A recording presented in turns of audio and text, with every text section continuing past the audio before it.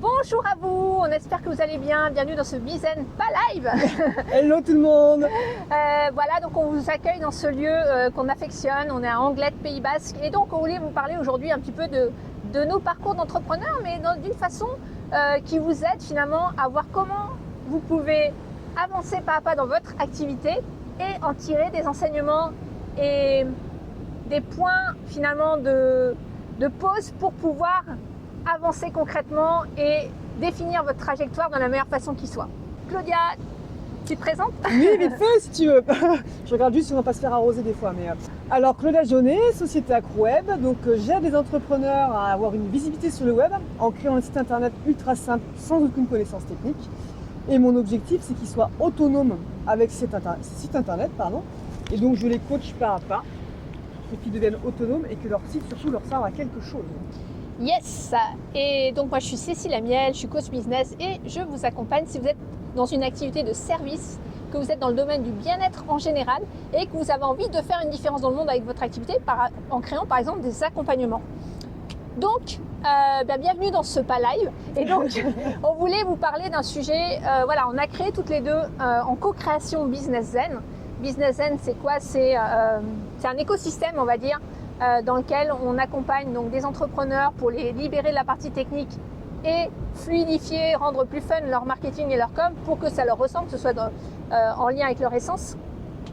Et je voulais juste vous partager, on voulait vous partager comment on en est venu à créer ça et finalement comment notre trajectoire elle a façonné la suite et pourquoi c'est important finalement pour vous de faire les prochains pas pour que le chemin s'éclaire. Donc au démarrage, donc toi Claudia, tu as tes web voilà, je suis designers. webmaster, ça fait un peu plus de 10 ans que j'ai créé ma société. Et voilà, à la base, voilà, je suis derrière mon écran, je crée un site internet pour mes clients, tout va bien. Totalement en autodidacte, hein, tu as démarré.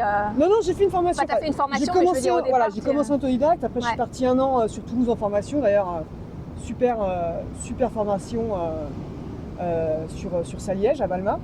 Et j'ai travaillé un an en tant que salarié, et puis après voilà, j'ai voulu voler de mes propres ailes.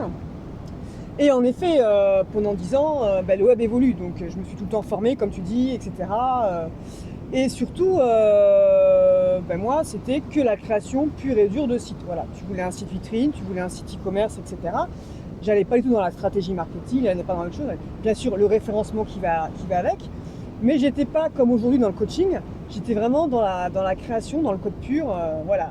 Le cliché typique derrière son ordinateur avec son clavier, moi ça m'allait très bien. Et je continue ou je te... Ouais, non ? Non, mais du coup, il y a eu des points de transition, des clés, des points de rupture, on va dire, qui ont fait que ça a finalement façonné ta trajectoire jusqu'à qui tu es aujourd'hui. Oui, parce que est-ce que tu peux citer ces points de jalonnement en fait? Juste pour comprendre que dans notre vie d'entrepreneur, il y a des points qui font qu'à un moment on prend une autre trajectoire. Ça peut être soit par rapport à un problème, soit par rapport à une opportunité, ou les deux. Ça a été ça a été les deux en fait, puisque ça a été d'ailleurs une problématique. À un moment donné, donc je faisais des devis et je recevais beaucoup de refus. Et à chaque fois, c'était c'est chouette ce que tu fais, mais moi, au-dessus de 1000 euros, je peux pas. Sauf que moi, dans ma tête, mes sites, c'était du sur-mesure, c'était du 2000 euros minimum. Après, ça pouvait monter suivant les fonctionnalités. Et moi, je disais, moi, en dessous de 1000 euros, je peux rien te faire. Enfin, fais ton site toi-même, quoi. Enfin, il existe des choses pour les faire, des plateformes, etc. Donc, j'expliquais aussi aux personnes qui refusaient mes devis ce qu'elles pouvaient faire elles-mêmes, parce que moi, je ne pouvais pas à ce prix-là. Sauf que quand tu as une, deux, trois, quand on a une dizaine, au moment où tu te dis attends, il y a peut-être un truc à faire quand même là. Donc ça c'était la première problématique, ça a été le refus de mes devis. Pas parce que je ne faisais pas du bon travail, mais parce que beaucoup d'entrepreneurs n'avaient pas les moyens, ou ne voulaient pas ou ne pouvaient pas mettre autant d'argent dans la création d'un site. Alors attends, pause. Du coup là, super important. Et je pense que c'est important on peut avoir deux types de réactions par rapport à ça. C'est-à-dire, soit tu peux dire, effectivement, toi tu t'es posé les bonnes questions, c'est comment finalement je peux adapter mon offre pour que ça colle aux attentes des personnes. L'autre réaction que tu aurais pu avoir, que beaucoup de gens ont, c'est j'abandonne et je fais autre chose. Tu vois ? Oui, ou alors je continue. Enfin, Ou je continue et au début, continue à... ma réaction sur les premiers refus a été tu peux pas, t'es pas bon client, basta, je passe à autre chose. Enfin, je continue. Sauf qu'en effet, comme tu dis, à un moment donné, je me suis posée parce que je me suis rendu compte que c'était pas une personne, mais j'avais une dizaine de refus. Et quand je discutais aussi dans mon entourage avec d'autres personnes et aussi avec mes clients, je me suis rendu compte de cette problématique du prix. Et il y a eu ça, il y a aussi eu en même temps les 10 ans de ma société, où je me suis posée en me disant, en revoyant voilà, tout le petit film de ma société, de tout ce que j'ai fait, où j'en étais aujourd'hui, où je voulais être demain et où je voulais être après-demain. Donc tu as fait une pause bilan. Oui, j'ai fait une pause bilan, ouais. J'ai fait une pause bilan et c'est vrai que à un moment donné, je me suis rendu compte que je m'y retrouvais peut-être plus aussi à faire des sites sur mesure. Et je me suis dit, oui, en plus, je me suis dit, il y a peut-être un truc à faire aussi avec toutes ces personnes, tous ces entrepreneurs qui veulent des sites à moins de 1000 €. Donc c'est vrai que là, j'ai une vraie pause en me disant, ok, qu'est-ce que tu veux toi réellement faire? Qu'est-ce qui t'anime? Qu'est-ce que t'aimes, qu'est-ce que t'aimes pas? Tout simplement, moi j'ai pris un papier et un crayon et j'ai listé ce que j'aimais faire. D'accord. Ce que donc j'aimais tu as pas fait ce que j'aime, ce que j'aime pas, et tu as fait la liste et tu as dit ok, ça j'arrête. C'est ça. Est-ce que tu as pris la décision du coup d'arrêter certaines choses là à ce moment-là? À ce moment-là, non, c'est plus tard. Ce sera le deuxième point quand je t'ai connu. Ça, on va en reparler après. Mais alors qu'est-ce qui a fait justement que tu n'as pas pris cette décision dans la foulée? Tu t'es dit que tu allais perdre des clients? Ouais. Ok, donc la peur de plus avoir de taf. En fait, c'est la demande. Par exemple, voilà, aujourd'hui, je fais plus de site e-commerce, on en reviendra tout à l'heure. Et c'était toujours, mais il y en a toujours qui demandent des sites e-commerce. Donc dans ma tête, c'était je garde ça. Je sais que ce qui m'enquiquine le plus aujourd'hui, c'est la maintenance des sites. Parce que derrière, vous ne voyez pas en tant qu'entrepreneur, mais moi derrière, j'ai du boulot, même si une fois que le site est créé. Et les sites e-commerce demandent aussi beaucoup plus de maintenance que les sites vitrines. Donc il y avait ça. Et ça a été le premier point. Donc du coup, j'ai travaillé sur une offre pour qu'est-ce que je pouvais créer en dessous de 2000 €. Voilà, donc ça a été la première chose. Donc j'ai réussi à créer une offre. Et ce qui s'est passé aussi derrière, c'est que souvent les clients, ils me demandaient des sites, mais ils ne les utilisaient pas. Ou mal, enfin pas assez. Pourquoi? Et ma question, ça a été pourquoi? Donc j'ai discuté avec mes clients, je les ai sondés, etc. Et souvent, c'est parce que j'ai pas le temps, le web c'est trop compliqué, etc. Et moi, ce qui s'est passé, c'est comme je vous expliquais, pendant 10 ans, j'ai été derrière mon écran à créer mes sites internet. Même si je discutais avec mes clients, j'étais à l'écoute, je leur donnais des conseils, etc. Mais il y a un truc qui me manquait et que j'ai pas ciblé de suite. J'ai mis du temps à cibler. Et le deuxième point qui s'est passé, c'est ta rencontre.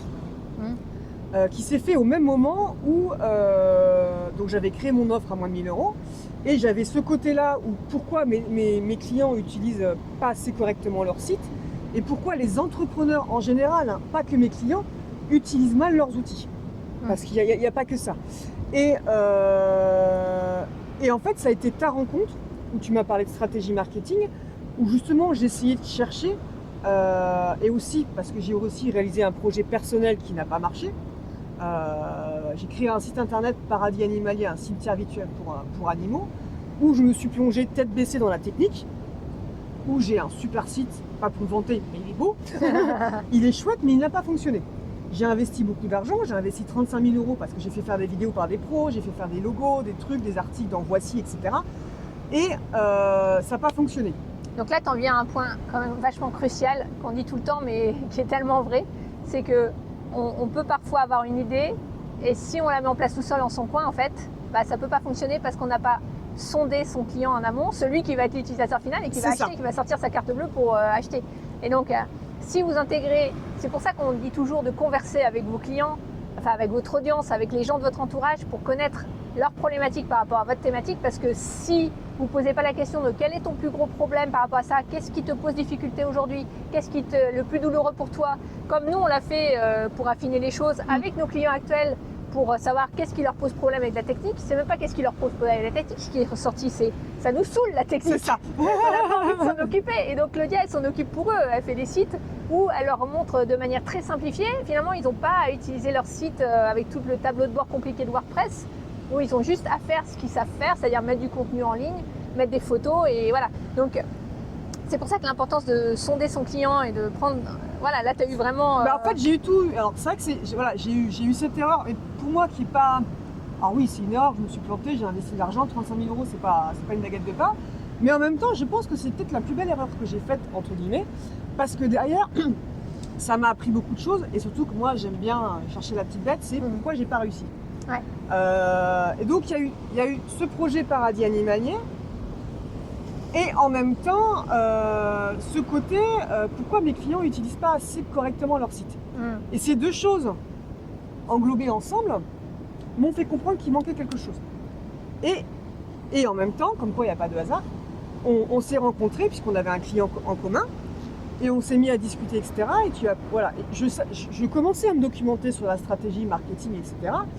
Et j'ai compris que c'est ça qui manquait et que c'est ça qui me manquait moi aussi aujourd'hui, car je n'avais plus envie de faire des sites pour faire des sites. J'avais vraiment envie de faire des sites qui me correspondent moi en termes de développement, etc., en termes de code et d'éthique, etc., et qui correspondent aussi à mes clients. Et c'est pour ça que tu dis petit pas par petit pas, en discutant avec mes clients, en me posant par rapport à mes échecs, aujourd'hui j'ai réussi à mettre en place mon produit et aussi une offre en commun qui me correspond tout à fait. Et surtout, ce qui avait un truc que j'ai mis du temps à comprendre, mais c'est grâce à toi que j'ai compris, il me manquait un truc dans mon métier. Pendant des années, j'ai entraîné en athlétisme et j'adorais coacher. J'adorais ce partage, etc. Et en fait, je me suis rendu compte que c'est ça qui me manquait tout l'aspect connexion humaine et coaching et au niveau de mon interaction, métier. Et c'est pour ça qu'aujourd'hui, je me présente plus comme webmaster, mais comme coach du web. Parce que les sites internet que j'ai mis en place, j'ai énormément travaillé pour moi le côté technique, automatiser beaucoup de choses. Ce qui derrière, aujourd'hui, me laisse beaucoup de temps pour être avec mes clients, les coacher et pour qu'ils soient autonomes. Et donc en résumé, tu as simplifié ton offre, c'est-à-dire tu t'es concentré sur ce que tu aimais le plus faire. C'est ça. Tu as simplifié pour que ça corresponde finalement à l'attente de tes clients. Oui. Et derrière, tu as aussi intégré une part de toi que tu avais ignorée, ou en tout cas que tu n'intégrais pas dans ton business. Dans le business, qui était le côté j'aime coacher, j'aime être en relation avec les autres, j'aime le côté humain. Et je l'ai certes un peu en interaction avec mes clients quand je leur fais la prestation, mais pas comme tu voulais. Ouais, pas comme donc c'est énorme en fait. En fait, ouais, mais c'est ça. Mais c'est pour ça que, comme tu dis, les petits pas, tout ce qu'on fait, au bout d'un moment, c'est pas facile de trouver de suite. Et qu'est-ce qui fait du coup que tout d'un coup, ça s'est pas fait tout d'un coup, c'est pas à pas. Hein. Et comme tu dis, c'est les petits pas qui font que ça éclaire le chemin derrière finalement. Mais qu'est-ce qui fait que tu as su voir d'après toi ces opportunités? Comment tu t'es ouverte à ça en fait? Ce serait quoi si tu avais des clés à donner sur qu'est-ce qui a fait que tu as pu ouvrir tes horizons? L'écoute, on en parlait tout à l'heure dans la voiture. L'écoute, je pense, écouter mes clients. Et une chose qui n'a pas été facile, c'est qu'aujourd'hui le monde du web a beaucoup évolué. Et dans les outils que j'utilise, on laisse beaucoup plus de marge de manœuvre à nos clients pour utiliser le web. Et en fait, moi je trouve ça génial. On peut changer des blogs, je vous passe les détails. Donc tous mes confrères sont partis là-dedans, dans ces nouveaux outils. Et moi aussi, je partais là-dedans. Et c'est en écoutant, en me posant, en écoutant à la fois ceux qui me disaient « mais moi, au-dessus de 1000 €, je peux pas ». Les utilisateurs. Et en écoutant mes clients, mais Claudia, non, ça, on n'en veut pas. Nous, ce qu'on veut, la technique, on ne veut pas se prendre la tête avec, on n'a pas le temps. On veut que tu nous fasses notre site de A à Z et ensuite qu'on puisse juste modifier les images et les textes. Et là, je me suis posée, j'ai dit « waouh ». Et en fait, ça me correspond aussi, puisque moi, j'aime la simplicité, j'aime les choses simples. Et du coup, j'ai remodelé toute mon offre. Pour ceux qui connaissent WordPress, j'ai complètement cassé WordPress, je l'ai remodelé à ma manière pour que ce soit simple. Et c'est vraiment l'écoute, si j'avais un truc, c'est vraiment écouter sa cible, son audience et ses clients si on en a, pour leur correspondre, parce qu'ils avaient une problématique, ils avaient un besoin. Et je n'aurais pas écouté ça, je ne serais pas aussi épanouie aujourd'hui et je n'aurais pas cette offre, puisque maintenant j'ai plus qu'une offre et deux avec celle qu'on a montée en commun. Mais j'aurais été une agence web lambda, je me serais pas démarquée et je galérais peut-être aussi financièrement. Alors, question, justement, tiens, à propos de finances, parce qu'on peut se dire, ok, c'est génial, je remodèle mes choses, mais combien de temps ça a pris en fait pour que tu finalement aies des clients, puisque tu as dit que tu avais des refus de c'est devis. très simple. Est-ce que ça s'est fait instantanément? Alors, oui et non, parce qu'en fait, j'ai commencé à créer cette offre, mais j'ai pas été au bout des choses. La première fois que j'ai... C'est-à-dire? En fait, j'ai créé un site à moins de 1000 euros, mais qui n'est pas l'offre aujourd'hui. Et du coup, et ce qui est très marrant, c'est qu'en gros, tu avais le site à 850 euros. Et après, si tu voulais un blog, fallait rajouter tant. Si tu voulais les témoignages, il fallait rajouter tant. En fait, j'avais fait des tiroirs, si tu veux. D'accord. Voilà. Et c'est pas forcément une offre que je proposais à mes clients. Ouais. Je proposais plutôt de sur-mesure. Et pourquoi? Parce que maintenant, avec du recul, je le sais. Parce que cette offre-là, en fait, la première que j'avais créée, en fait, ne me plaisait pas, n'était pas assez aboutie. Ok. Donc ça, c'était la première chose. Je ne l'ai pas vendue de suite. J'ai vendu à 3 clients. Et c'est ensuite, quand je me suis posé la deuxième problématique de savoir pourquoi mes clients n'utilisent pas assez correctement leur site, que là, je me suis dit, attends, peut-être que ton offre à moins de 1000 euros, c'est ce qu'ils veulent, mais pas comme ça. D'accord. Donc là, en fait, j'ai complètement retravaillé mon offre et par contre, là, ça s'est vendu de suite. Ok. Ça s'est vendu de suite puisque sur l'année 2024, j'ai que 2 clients pour qui j'ai fait du sur-mesure. Et aujourd'hui, je ne propose même plus mon sur-mesure. C'est là où c'est vraiment, enfin moi, ce que je vois vraiment comme leçon importante, c'est que tu peux pas te tromper si tu discutes avec les personnes de ton audience. C'est-à-dire tu peux pas, si tu fais les choses dans ton coin, tu es obligé de te planter en vrai. Oui. Tu peux imaginer ce que les gens veulent, mais tant que tu n'as pas discuté avec eux sur ce qu'ils veulent vraiment et que tu l'intègres pas comme étant c'est ce qu'ils veulent, même si que tu leur donnes derrière, on dit souvent vends-leur ce qu'ils veulent et donne-leur ce qu'ils ont besoin, parce que parfois le besoin il vient après, dans ce que tu vas offrir comme solution et leur offrir un résultat qui va faire qu'ils vont avoir les résultats pour eux, la solution qui va être adaptée. Parfois ils ne voient pas encore vers où tu vas les amener qui va être puissant. Oui. Mais si tu leur vends pas ce qu'ils veulent, ce qu'ils t'ont dit qu'ils veulent, ça peut pas marcher. Voilà, ça peut pas marcher. Et c'est vrai que c'est vraiment, pour moi, le conseil, c'est vraiment cette écoute de l'audience, de la cible et des clients. Quand on a des clients, il faut communiquer avec eux. Ouais. Et alors, je dis pas que j'ai fait cette erreur pendant 10 ans, parce que ce que j'ai vécu pendant 10 ans au niveau entrepreneuriat, c'est aussi ce que je souhaitais à ce moment-là. Là, j'avais envie d'autre chose. J'ai fait évoluer mon business, mais justement en écoutant réellement ce qu'ils veulent. Et aujourd'hui, je passe du temps aussi à développer mes sites, mais je passe plus de temps à coacher mes clients et c'est vraiment ça que j'en avais envie. Ouais, voilà. Donc, tu as reshifté le truc. Trop bien. Trop bien. Ok. Donc, juste pour rebondir sur ce qu'on a fait en commun et comment on en est arrivé là, en fait. Et c'est intéressant parce qu'on voit chacune notre parcours qui est différent, mais qui amène à des choses communes. Moi, personnellement, par rapport au fait d'accompagner des gens qui sont dans le domaine du bien-être et d'avoir raffiné ma niche finalement, parce qu'on parle souvent de niche et souvent on se questionne là-dessus, quelle est ma niche, qu'est-ce que je vais offrir à qui, et on se questionne sur son client idéal, et quand on est au démarrage, on nous dit beaucoup, oui, il faut que tu trouves ton client idéal et que tu cibles vraiment ton client idéal. C'est pas facile, ouais. Et ça, c'est super dur. Mais c'est dur pourquoi en fait? C'est dur parce que tu n'as pas encore de clients en vrai. Donc, et parfois tu évolues. Donc moi, j'ai fait 4 thématiques en l'espace de 10-11 ans. J'ai démarré, j'avais un blog sur la parentalité. Au moment où ça commençait à vraiment décoller en vrai, j'ai voulu shifter de thématique, ce qui était, on pourrait se dire que c'est débile, mais en même temps ça correspondait à mon envie du moment qui était, parce que j'avais ma fille qui avait grandi et j'avais plus l'appétence. Et quand tu n'as plus d'énergie, en fait, ça peut plus marcher, même si tout mentalement, logiquement, tu te dis que tu dois continuer ce qui a marché. En fait, en vrai, ça marche pas parce que tu n'es plus dans le mood, tu n'es plus dans l'énergie.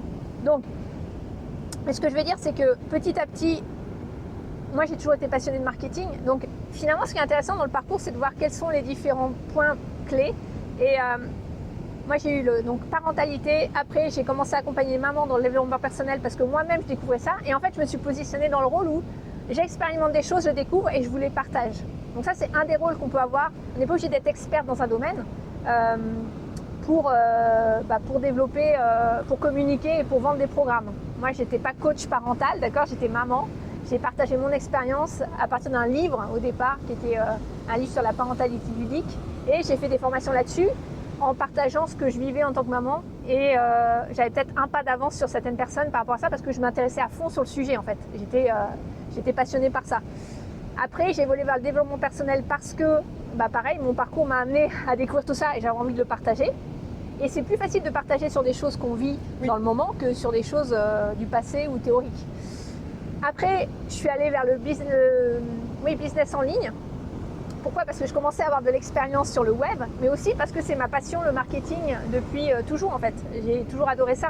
Donc finalement, c'est revenu à la charge et en mixant le web plus les aspects marketing et accompagner des gens là-dessus parce que je commençais à avoir un business qui tournait.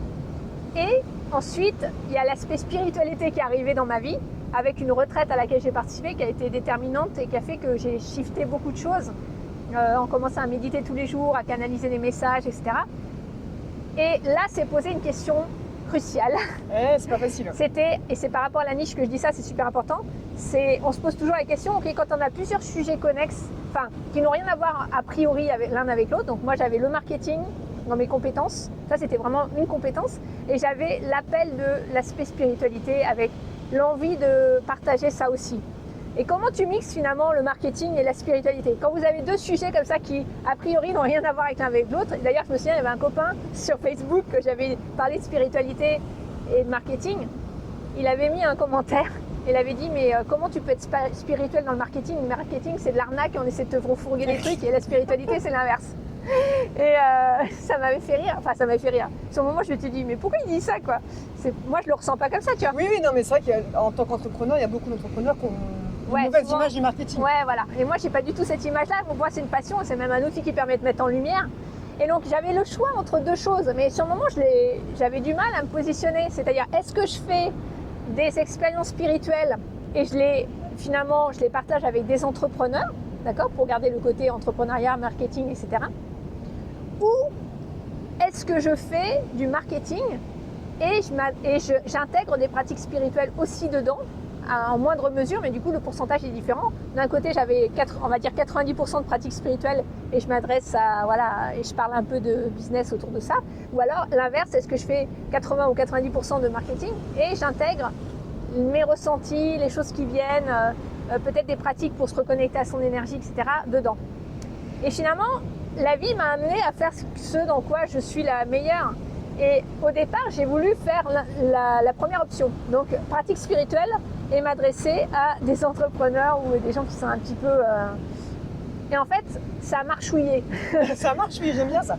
Dans le sens où, je me souviens, j'avais vraiment le syndrome de l'imposteur. Oui, ouais.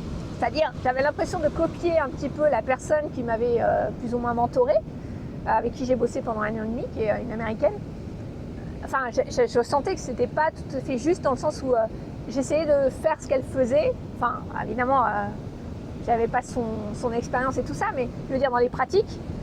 Et du coup, soit je l'ai intégré dans d'autres accompagnements comme étant des bonus. J'ai fait qu'une fois payer, entre guillemets, dans le sens où j'ai fait un parcours, et on l'a fait en co-création avec une autre entrepreneur, un parcours de méditation guidée sur plusieurs semaines, où on faisait évoluer les gens pour se reconnecter à soi, etc. Et c'était chouette, vraiment, en groupe.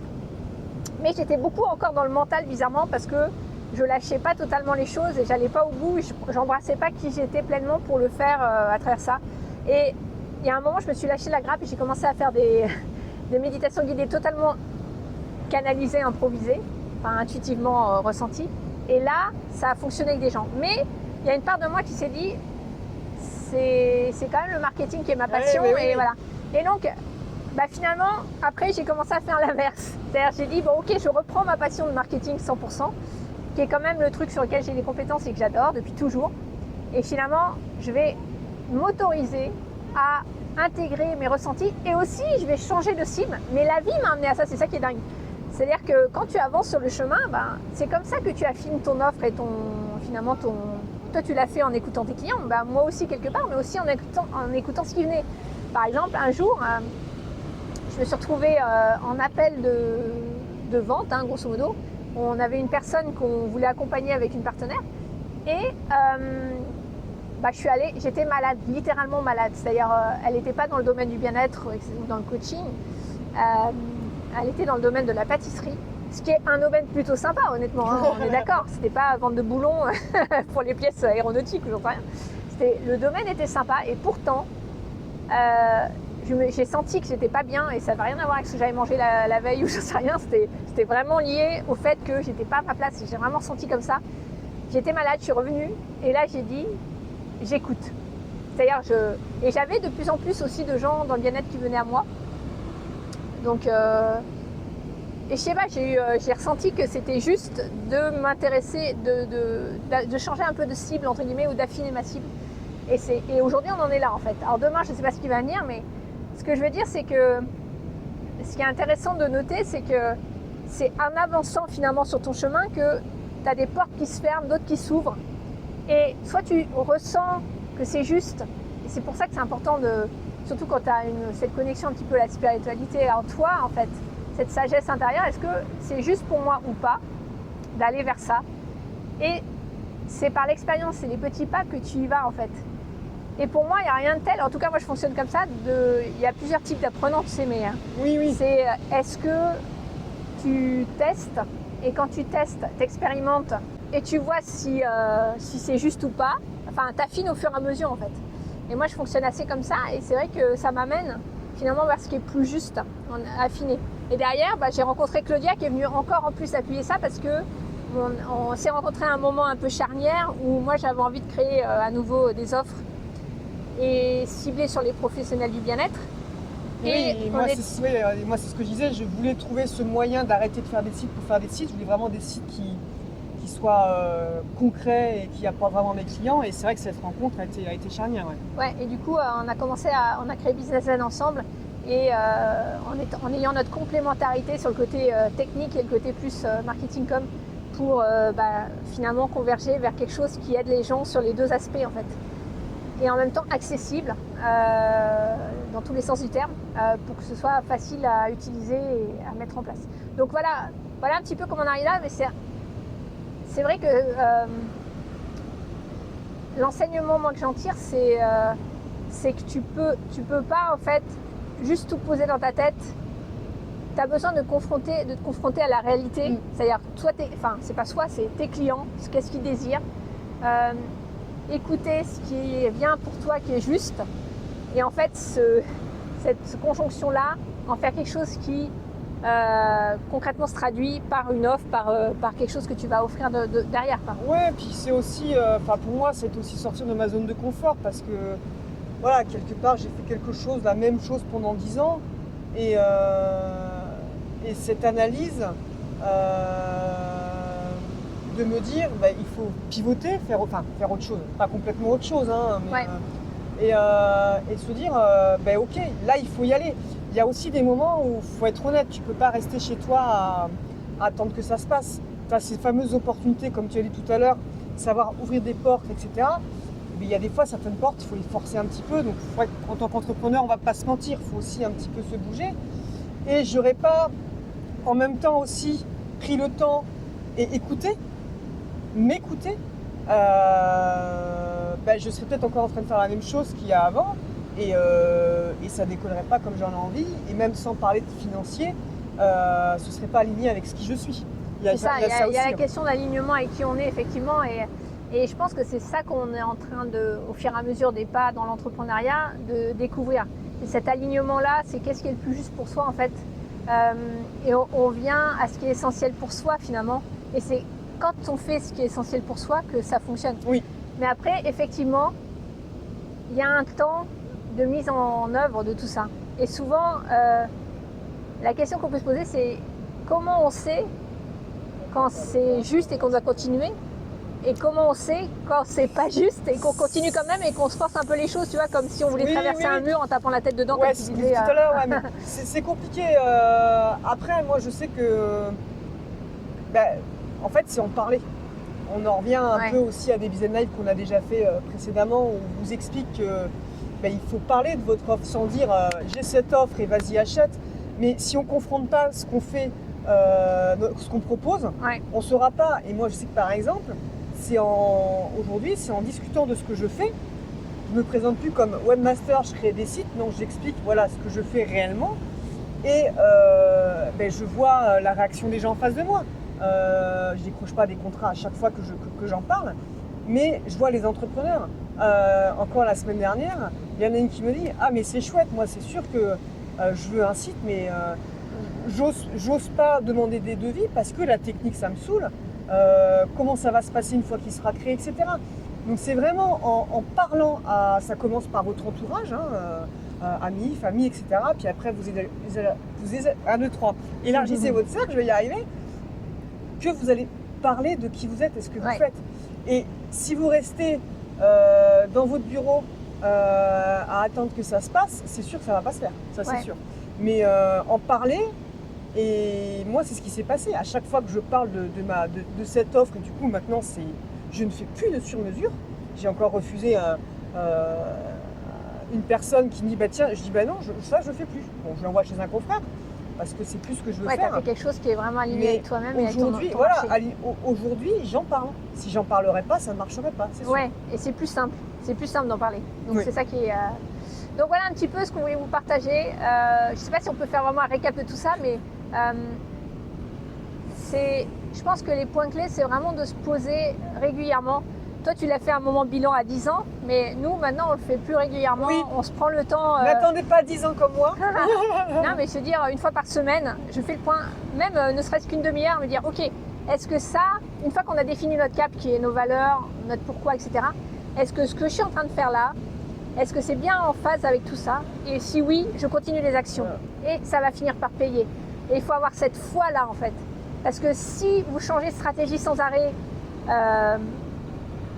sans avoir cette ligne directrice, vous allez perdre du temps, faire des détours et finalement vous perdre.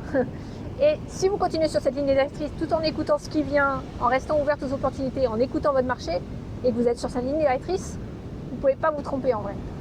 Donc c'est un peu le message que j'ai envie de faire passer de cette foi-là quand vous avez cet alignement qui se crée. C'est ce qu'on vous souhaite en tout cas. C'est sûr. Yes, merci. Si vous avez des questions, si ça vous a inspiré, vous pouvez mettre un petit pouce sous la vidéo. Des questions, vous pouvez les poser, on vous répondra avec plaisir dans les commentaires. Et puis n'hésitez pas à rejoindre notre communauté par email. Il suffit de télécharger notre guide, le plan en 5 jours pour développer votre activité. Vous allez voir qu'il y a beaucoup de pépites dedans pour vous aider à mettre en place les premières actions pour attirer vos prochains clients, même si vous n'avez pas encore d'audience, en tout cas pas d'audience externe. Et on vous dit à très vite. Ciao pour le prochain Bizen, pas live ou live.